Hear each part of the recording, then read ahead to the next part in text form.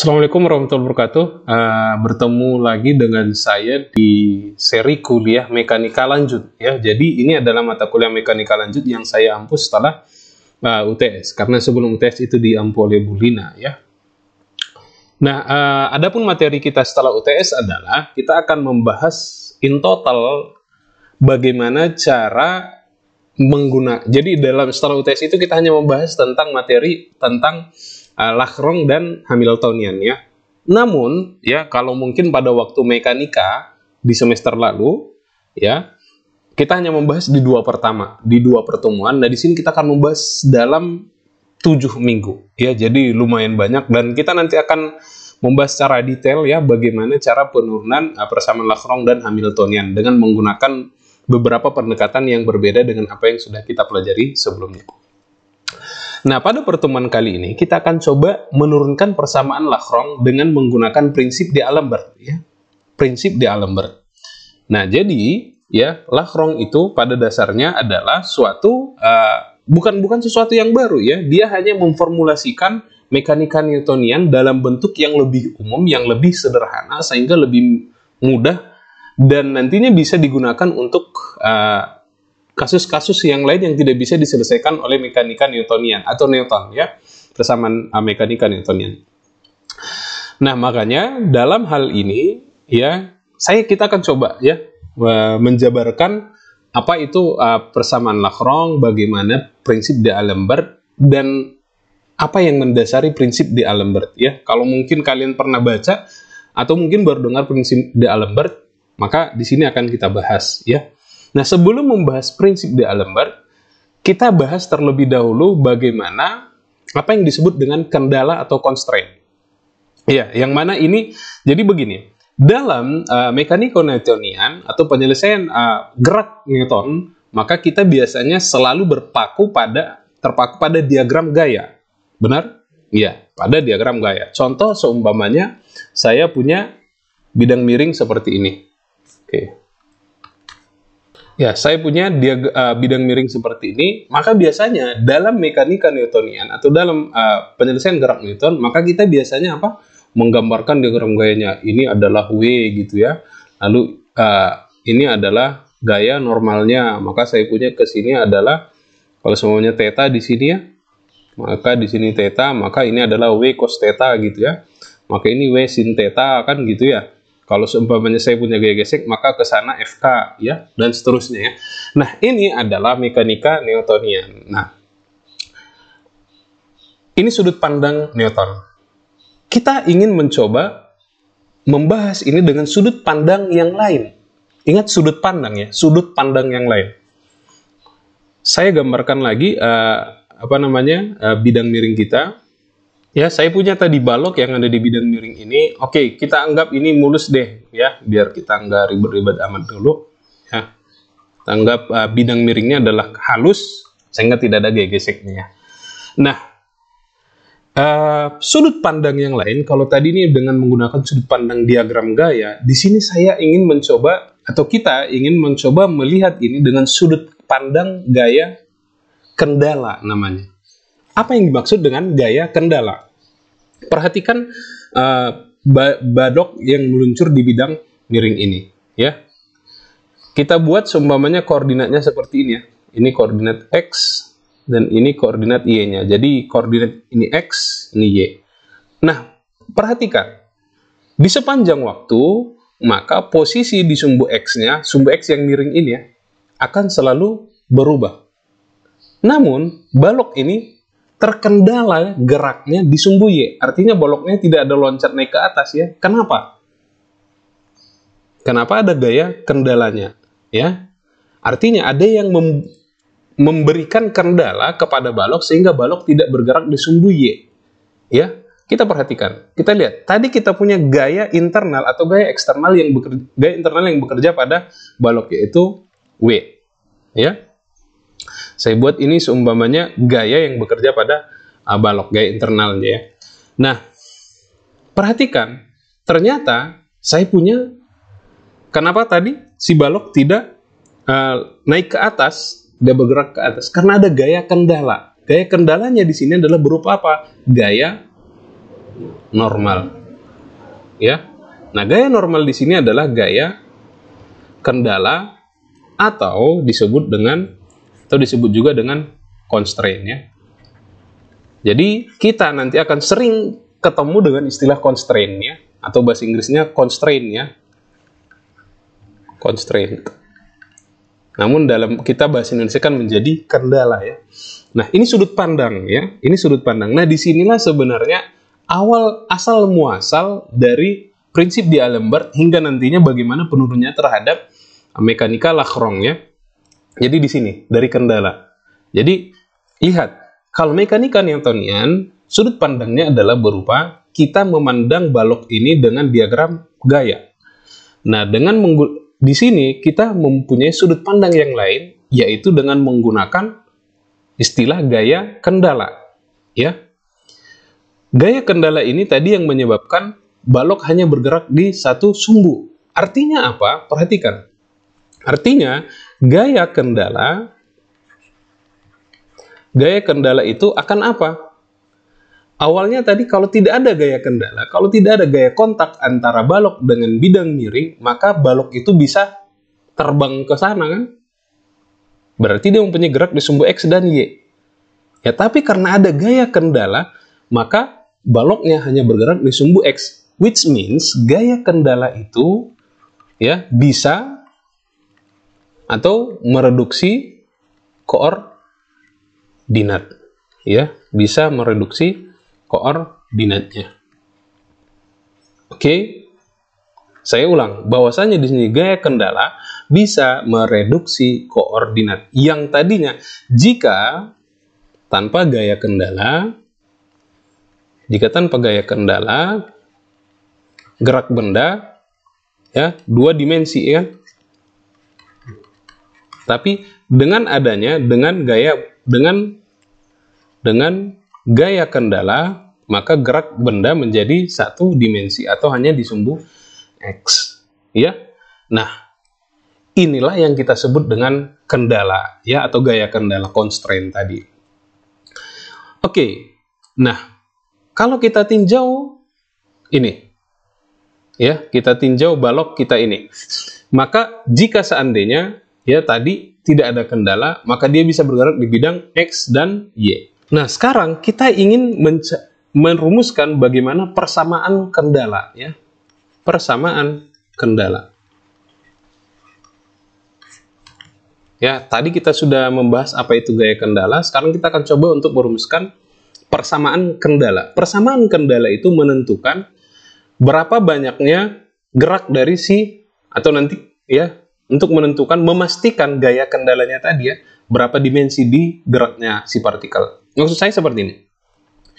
Kita lihat kendala dari balok kita, kendala balok kita ya. Sekarang kita tinjau dia dalam bidang X, Y, Z ya. Jadi perhatikan, balok tidak bergerak di sumbu Y, maka di sini saya buat Y sama dengan 0. Ya. Balok tidak bergerak di sumbu Z, maka saya buat Z sama dengan 0. Itu artinya apa? Kendala saya di sini ada 2. Artinya dia terkendala di 2 sumbu, di sumbu Y dan di sumbu Z. Ya. Maka saya punya di sini saya tinjau adalah 1 N besar, itu adalah banyak benda yang ditinjau ya, banyaknya benda yang ditinjau. Ya, perhatikan di sini, yang kita tinjau di sini adalah balok sendiri ya, karena ini diam, maka kita bisa hilangkan ya, atau bisa kita abaikan, karena nanti ini semua pasti 0. Nah, sedangkan di sini kita punya balok yang bergerak di sumbu X, maka saya punya persamaan kendala. Persamaan kendala bisa kita tuliskan dalam bentuk 3N kurang K. N itu adalah banyaknya benda yang kita tinjau, dan K itu adalah kendalanya. Ya, maka kita punya di sini berapa? 3 kali 1 dikurang kendalanya tadi ada 2. Maka kita punya persamaan kendalanya adalah 1. Ya, artinya apa? Artinya dari sini kita nanti akan mendapatkan persamaan gerak, ya, persamaan geraknya dalam satu dimensi, yaitu di mana? Yaitu di sumbu X, ya. Itu untuk kasus sederhana seperti ini, bidang miring, ya. Nah, sekarang kita tinjau bagaimana kalau sekarang saya punya bandul, ya. Saya punya bandul. Maka coba kita lihat, ya. Kita punya di sini sudut theta, lalu panjangnya seumpamanya R, massa bandulnya adalah M, ya. Nah, kita perhatikan sekarang berapakah banyaknya persamaan kendala dari bandul ini.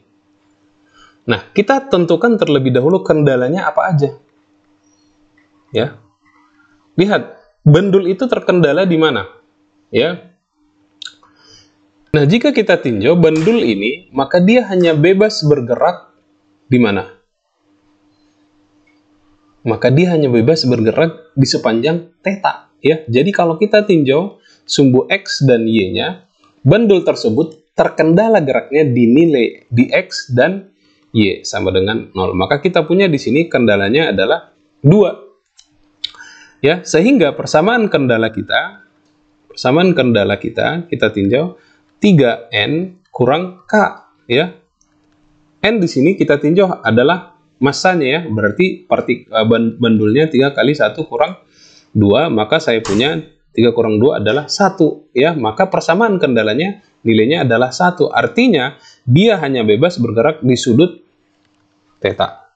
Nanti persamaan geraknya dalam bentuk theta penyelesaiannya. Ya. Oke, sekarang bagaimana kalau saya punya bandul, lalu bandulnya ini bebas bergerak di sumbu X? Kita punya kasus seperti ini. Kita tadi punya bandul, ya, kita punya bandulnya seperti ini. Ya, lalu di atas bandul ini saya punya suatu balok seumpamanya, ya. Balok. Nah, di mana baloknya ini bisa bebas bergerak, ya. Bebas bergerak. Sumbu XA seumpamanya. Saya punya ini baloknya M besar massanya, ya. Lalu di balok tadi ini, ya, kita punya bandul, ya. Which means, ya, bandulnya ini bebas bergerak di bidang X, ya, karena tadi ini bisa bergerak ke sana, ya, atau ke sini, ya. Maka di sini dia tidak mempunyai kendala di sumbu X, ya. Maka di sini, ya, perhatikan, saya punya di sini R, ya. Oke, bentar, kita sebelum bahas ini bahas di sini dulu, ya. Kita bahas yang ini dulu. Kita punya pendekatan lain cara menyelesaikannya untuk kendalanya. Anggaplah kita, kita membayangkan XY-nya bekerja di sini. Artinya dia X-nya berubah terus setiap saat, ya, bandulnya, dan Y-nya juga berubah, ya. Nah, sekarang bagaimana cara saya menentukan kalau saya meninjau sudut pandangnya seperti itu? Maka sudut pandangnya bisa kita lihat kendalanya ada di mana. Kalau kita punya XY, berarti dia terkendala di sumbu Z sama dengan 0. Artinya bandulnya kan hanya bergerak seperti ini, tapi tidak bisa bergerak ke sana, ya. Artinya tidak ada osilasi ke sumbu Z, ya. Maka kendala Z-nya sama dengan 0, dan kita punya kendala di batangnya. Ini R-nya adalah tetap, maka R-nya sama dengan 0. Maka sama, ya, persamaan kendalanya. Kita punya 3N kurang K. Ini kendalanya sama dengan 2. Maka kita punya 3 kali 1 kurang 2, maka kita punya 1, ya. Yang mana ini juga nanti solusinya adalah di theta, ya. Nah, sekarang kita tinjau di sini. Kendala dari bandul yang bebas bergerak di bidang X-nya, ya. Nah, itu artinya apa? Itu artinya kendala kita sekarang yang baru adalah, pertama, perhatikan. Saya punya ini benda A, buatlah ini benda A, ini benda B, ya. Maka saya punya ZA sama dengan 0 dan ZB-nya sama dengan 0. Artinya apa? Ini tidak bisa bergerak ke bidang Z dan tidak bisa bergerak ke sumbu Z juga, ya, B-nya, ya. Selain itu apalagi? Kalau kita menggunakan pendekatan yang seperti ini tadi, ya, Berarti saya punya bidang XY ke arah sana ya. Saya punya ini XY. Ya. Oke, saya mau memandang bahwasanya XY-nya ini berubah tiap saat. Ya, jadi di sini X-nya di sini, Y-nya di sini kan gini ya. Berubah terus ya. Berarti XB dan YB itu berubah tiap saat. Berarti dia tidak terkendala benda B-nya di bidang XY. Nah, perhatikan di sini. Benda A kita atau balok A kita, dia terkendala selain di sumbu Z, dia juga terkendala di sumbu Y, karena dia hanya bergerak di bidang X ya. Maka saya punya di sini Y A itu sama dengan 0. Lalu satu lagi saya punya kendala adalah batang dari pendulumnya ya, yang mana ini konstan ya. R-nya sama dengan 0.